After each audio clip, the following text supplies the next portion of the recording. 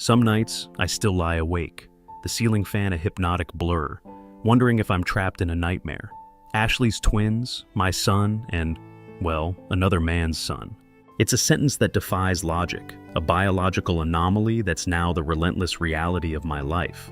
And the question of whether I did the right thing bringing her back continues to gnaw at the back of my mind. Let me rewind to the before the gym, before the parties, before Chad. Ashley and I met at a bookstore. I reached for a worn copy of 100 Years of Solitude, and she did the same. Our hands brushed. Corny, I know, but the connection was immediate. We spent hours discussing Marquez, shared dreams of traveling South America, and swapped awkward childhood stories. She was warm, witty, and possessed an incredible laugh that could illuminate any room. We married 2 years later in a small ceremony by the lake where we had our first picnic. Those early years were idyllic, comfortable, happy, a love that felt like a warm blanket on a cold day. I genuinely believed we were soulmates. Then 22 hit. Her job at the law firm became unbearable. The long hours, the demanding clients, the constant pressure to bill crushed her. She came home exhausted, withdrawn, barely able to eat. Our conversations dwindled, replaced by strained silences. She lost her spark, the light in her eyes dimmed. I tried everything. Weekend getaways, romantic dinners, simply holding her hand and listening, but nothing seemed to break through the darkness. That's when I suggested the gym. I'd found solace in exercise after my startup failed, leaving me in debt and battling depression. The gym provided structure, accomplishment, a physical outlet for my frustration. I hoped it could do the same for her. She resisted at first, citing lack of time and energy, but I persisted, gently nudging, reminding her of her strength. Eventually, she agreed. We started going together a few times a week. I'd spot her on the weights, cheer her on when she wanted to quit, try to make it fun. It worked. Slowly, she transformed. Her body changed, of course. She lost weight, gained muscle, her clothes fit differently, but the real change was internal. She stood taller, smiled more, her eyes regained their sparkle. It was like watching her come back to life. But somewhere along the line, that transformation took a sinister turn. The confidence morphed into arrogance, the happiness became a mask. Gym friends turned into late-night outings, clubbing, parties where I wasn't welcome. Work events became a constant excuse for her absence. I'd come home to an empty house, the silence deafening, trying to convince myself everything was okay. Then came the flirting. I saw it myself at a colleague's birthday party, the way she laughed too loudly at his jokes, touched his arm too casually, looked at him with an almost predatory gleam. It was subtle, but unmistakable. It was desire, attraction, someone no longer interested in what she had at home. That night, the confrontation was ugly. Accusations flew, tears streamed down her face, and the truth spilled out like poison. She admitted she'd been unhappy for a long time, felt trapped in our marriage, needed to experience more. She said she'd settled for me. That hit hard. I wasn't good enough. The divorce was swift and brutal. She moved out, leaving AV void. I couldn't fill for months. I existed in a fog of grief and disbelief. I couldn't understand how the woman I loved, the woman I thought I knew, could become so cold. Then came the call, the "I made a mistake" call. It shattered my fragile recovery and plunged me deeper into confusion. Meeting her at the cafe felt like stepping into an alternate reality. She looked haggard, worn, a ghost of her former self. The confidence was gone, replaced by fear. "I'm pregnant," she whispered. And then the bombshell twins, and then the atomic bomb. Different fathers, heteropaternal, superfundation, a term I'd never heard, a freak occurrence defying logic. 2. Eggs released simultaneously, fertilized by sperm from 2 different men within a short window. A 1 in a million chance, and it had happened to me, to us. She begged me to forgive her, to take her back, to help her raise the children.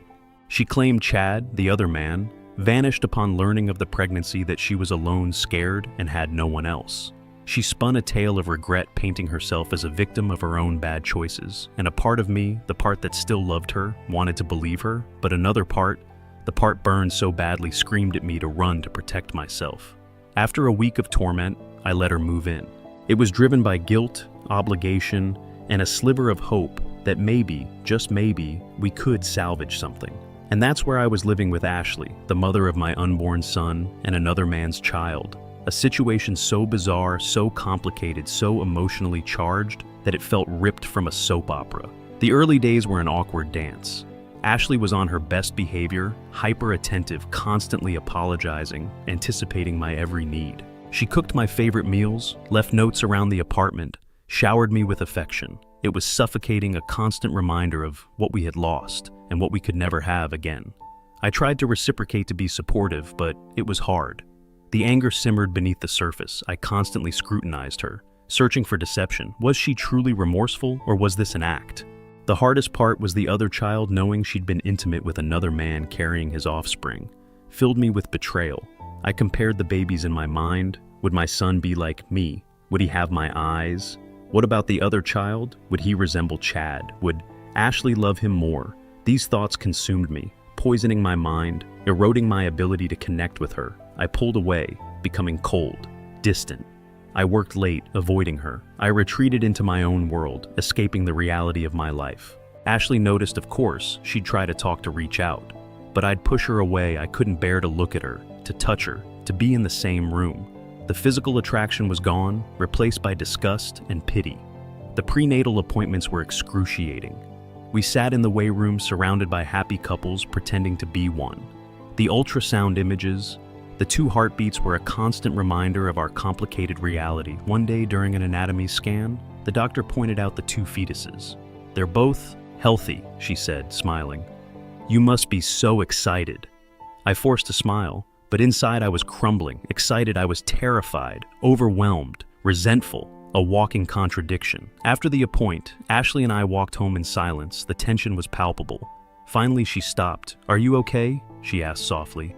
"No," I said, my voice barely audible. "I don't know if Yunk ever be okay." Tears welled in her eyes. "I know I've hurt you. I'm so sorry, but I need you. The babies need you." I looked at her, at the tears, and felt a flicker of compassion. She was scared, vulnerable, dependent on me, and despite everything, I still cared. "I'm here," I said. "I'm here for the babies." But was I really? Was I capable of loving both equally?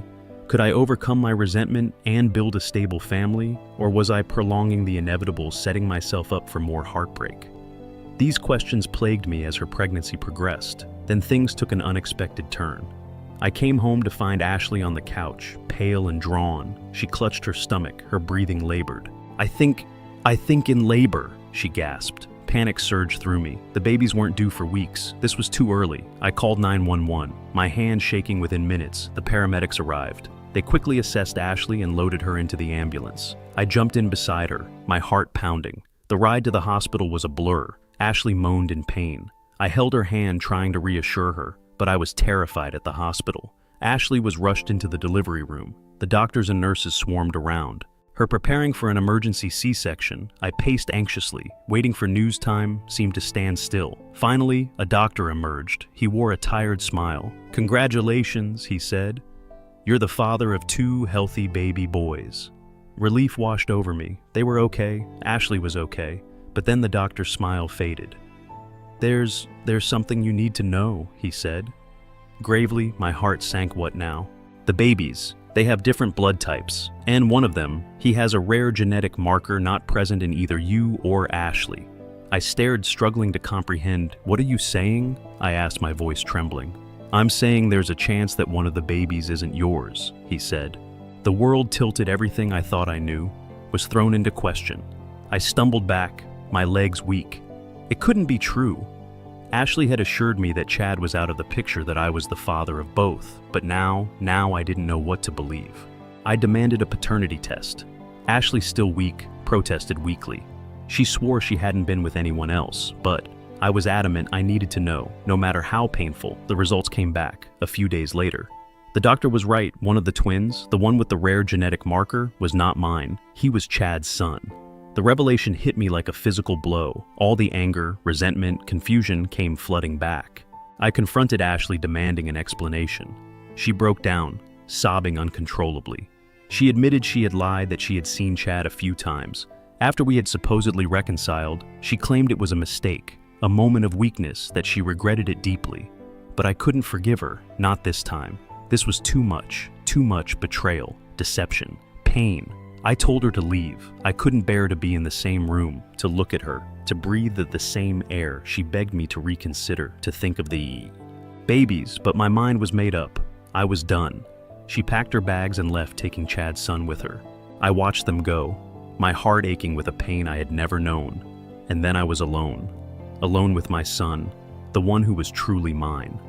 I looked down at him, at his tiny face, at his innocent eyes, and felt a surge of love. He was my son, my flesh and blood. He was the only good thing to come out of this mess. But even as I held him close, I couldn't shake the feeling that something was missing. A piece of my heart, a part of my soul had been ripped away. I was a father, yes, but I was also a victim. Victim of betrayal, deception, circumstance, and I didn't know how to move forward, how to raise my son in a world that had become so tainted, so corrupt, so full of pain. The weeks that followed were a blur of sleepless nights, diaper changes, and feedings. I was functioning on autopilot, going through the motions of fatherhood without truly feeling anything. My friends and family tried to be supportive, but they couldn't understand. They couldn't comprehend the depth of my pain, the complexity of my situation. I felt isolated, alone, trapped in a nightmare I couldn't escape. One day, as I sat in the park with my son, watching him sleep peacefully in his stroller, I saw Ashley. She sat on a bench across the way, holding Chad's son. Our eyes met for a moment. We just stared at each other, neither moving, neither speaking. Then, she stood up and walked over. "Can we talk?" she asked, her voice barely audible. I hesitated, then nodded. We sat on a nearby bench, facing each other. The two babies were asleep, oblivious to the tension between us. "I know I've hurt you," Ashley said, her voice trembling. "And I'm so sorry. I don't expect you to forgive me, but I want you to know that I never meant to cause you this much pain." I looked at her, at the sadness in her eyes, and felt a flicker of sympathy. She was hurting too. She had made mistakes, terrible mistakes, but she was still a human being. "I don't know what to say," I said, my voice flat. "I know," she said, "but I want you to know that I'm going to be a good mother to both of these boys, and I want you to be a part of their lives." I stared at her, incredulous. "You want me to be a part of Chad's son's life?" I asked. "Yes," she said. "He's still your son's brother, and they deserve to know each other. They deserve to have a relationship." I thought about it for a moment. She was right. The boys were brothers regardless of their parentage, and they deserved to have a chance to connect, to bond, to be a family. "Okay," I said, "I'll do it." Ashley smiled, a genuine smile I hadn't seen in a long time. "Thank you," she said. "That means a lot to me." We sat in silence for a few minutes, watching the baby sleep. Then Ashley stood up. "I should go," she said, "but I'll call you soon. We can arrange a play date." I nodded. "Okay." She turned and walked away, leaving me alone with my son as I watched her go. I realized that maybe, just maybe, there was hope for the future. Maybe we could find a way to co-parent these children, to create a loving and supportive environment for them. Despite the pain and betrayal of the past, it wouldn't be easy. It would require forgiveness, understanding, and a willingness to put the children's needs above our own, but it was possible. And for the sake of my son, and for the sake of his brother, I was willing to try. The play date was awkward, utterly excruciatingly awkward. Ashley arrived at the park with Chad's son, Liam, a miniature version of his father. Same dark hair, same mischievous glint in his eyes. My son Noah was fair-haired, blue-eyed, a mirror image of my own childhood photos. Seeing them side by side, the physical differences so stark was a brutal reminder of everything that had happened. Ashley tried to make conversation, but her forced cheerfulness only amplified the tension. I kept my responses short and polite, focusing on Noah, making sure he was comfortable, protected. He was fascinated by Liam, reaching out to touch his face, gurgling with delight. Liam, in turn, seemed wary, clinging to Ashley's leg, his eyes darting between me and his mother. We spent an hour at the park, the silence punctuated by the occasional baby babble and the chirping of birds. It felt like an eternity. As Ashley was leaving, she turned to me, her eyes filled with a mixture of hope and apprehension. "So, we'll do this again?" she asked. I hesitated. "Yeah," I said, "for the boys." But as I watched her walk away, I couldn't shake the feeling that I was playing a dangerous game, getting involved in Ashley's life again. Even for the sake of the children was like playing with fire. I knew I was vulnerable, that my feelings for her, however buried, could easily resurface, and I knew that she was still capable of hurting me, of manipulating me, of shattering my world all over again. Over the next few months, the playdates became a regular occurrence. We met at the park, at the zoo, at children's museums. Gradually, the awkwardness faded, replaced by a fragile sense of normalcy. Oa and Liam began to bond, playing together, sharing toys, developing a brotherly affection. Ashley and I, too, started to relax around each other.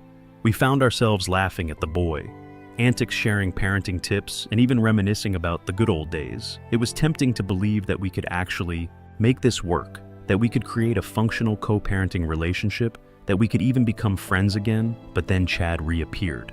It happened on a Saturday afternoon. Ashley and I were at the park with the boys when a man approached us. He was tall, muscular, with dark hair and a confident swagger. It was Chad. He introduced himself to me, his eyes cold and assessing. He then turned to Ashley, his voice softening. "Hey," he said. "It's been a while."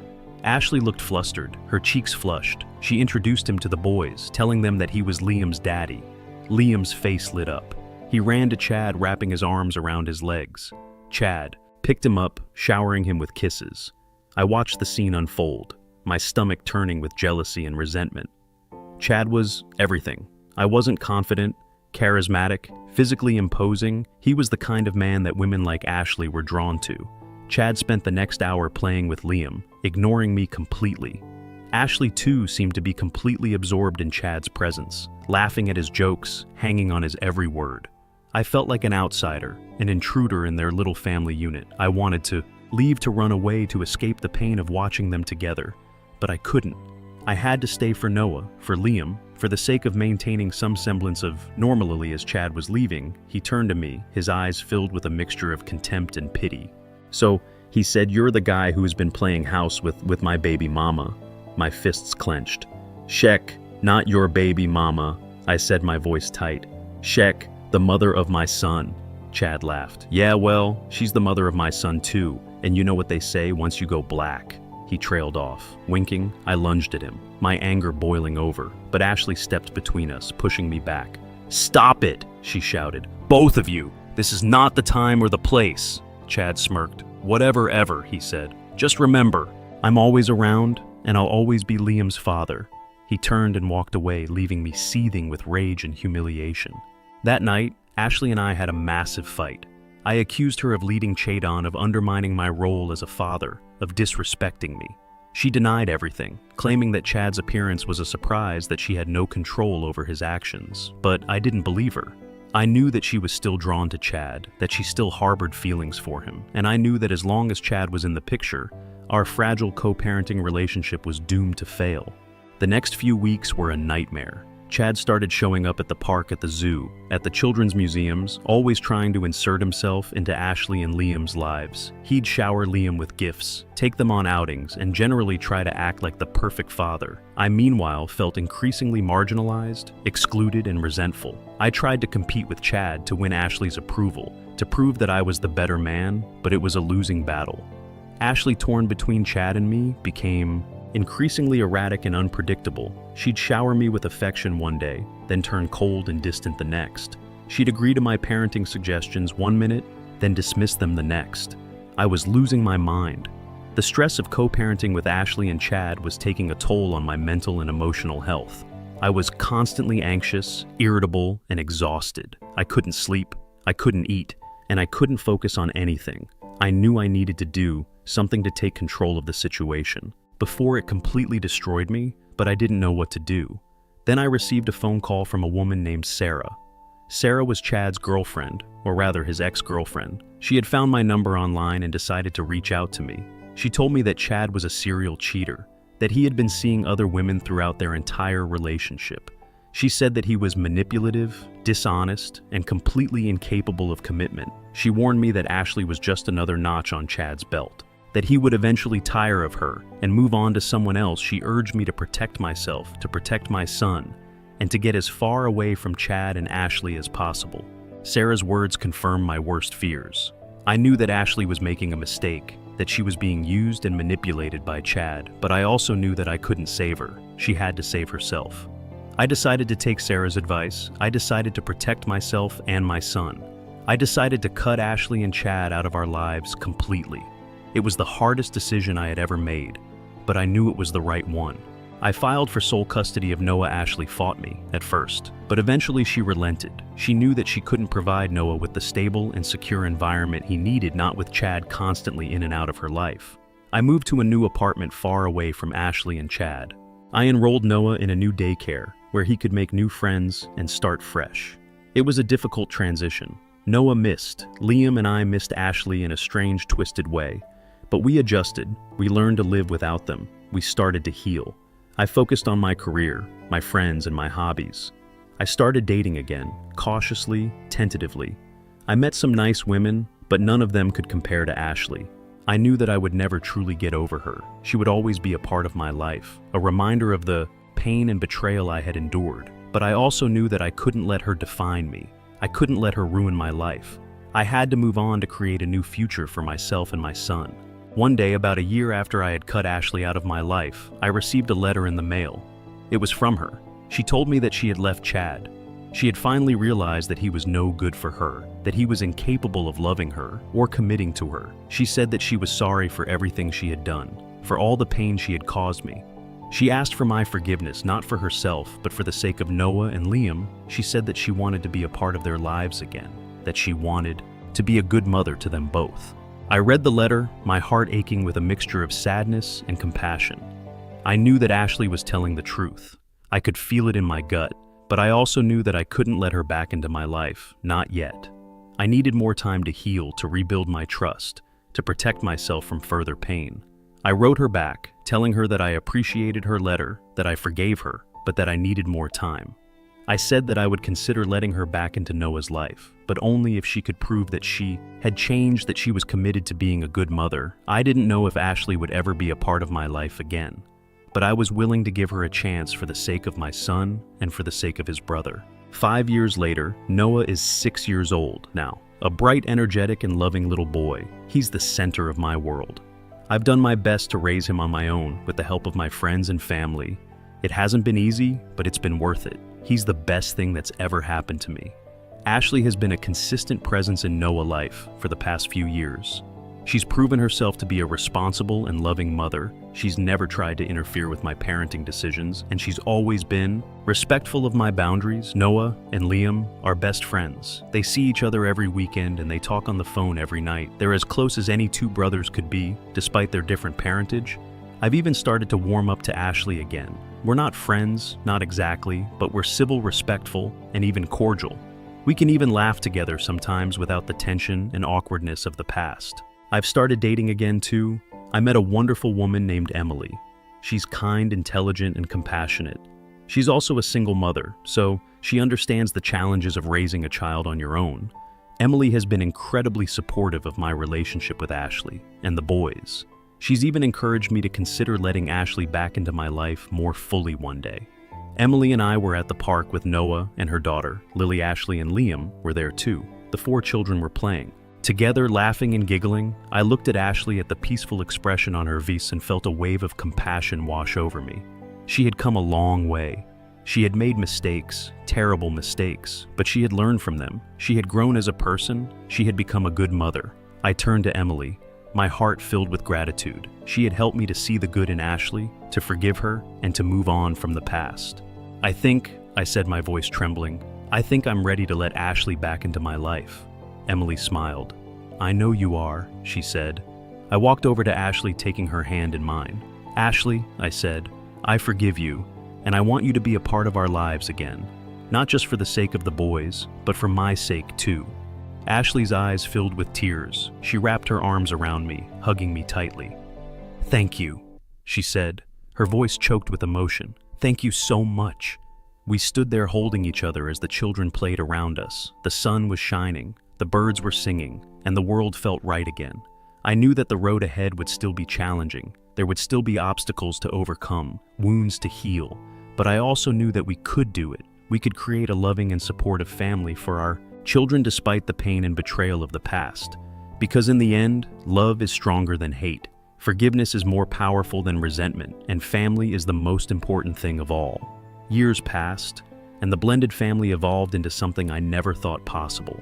Emily and I eventually married, and Lily became another beloved member of our chaotic crew. Ashley, after a long journey of self-discovery, found happiness with a kind and stable man named Ben. Ben embraced Liam wholeheartedly, becoming the father figure he had always needed. The holidays were particularly special, a whirlwind of laughter, mismatched decorations, and the comforting aroma of multiple cuisines blending in the kitchen. We navigated birthdays, graduations, and heartbreaks together, always putting the children's needs first. One evening, as I watched Noah and Liam, now teenagers, arguing good-naturedly over a video game, I felt a profound sense of peace. They were brothers, connected by blood and by a shared history, their bond unbreakable.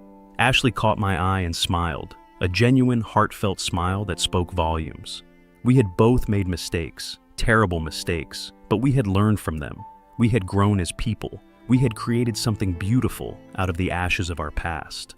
Later that night, as Emily and I sat on the porch watching the stars, she turned to me, her eyes filled with love. "You know," she said, "this is what family is all about. Not perfection, but love. Not blood, but connection. Not the absence of pain, but the courage to heal." I nodded, my heart overflowing with gratitude. I had lost so much, but I had also gained so much more. I had learned the true meaning of love, forgiveness, and family. And as I looked up at the stars, I knew that everything was going to be all right. We had faced the impossible, and we had emerged stronger, wiser, and more compassionate. Our family was a testament to the resilience of the human spirit, a beacon of hope in a world often filled with darkness. The story of Ashley's twins was a story of pain and betrayal, but it was also a story of love and redemption. A story that proved that even in the face of the most unimaginable challenges, hope can still prevail. The wounds may scar, but love finds a way.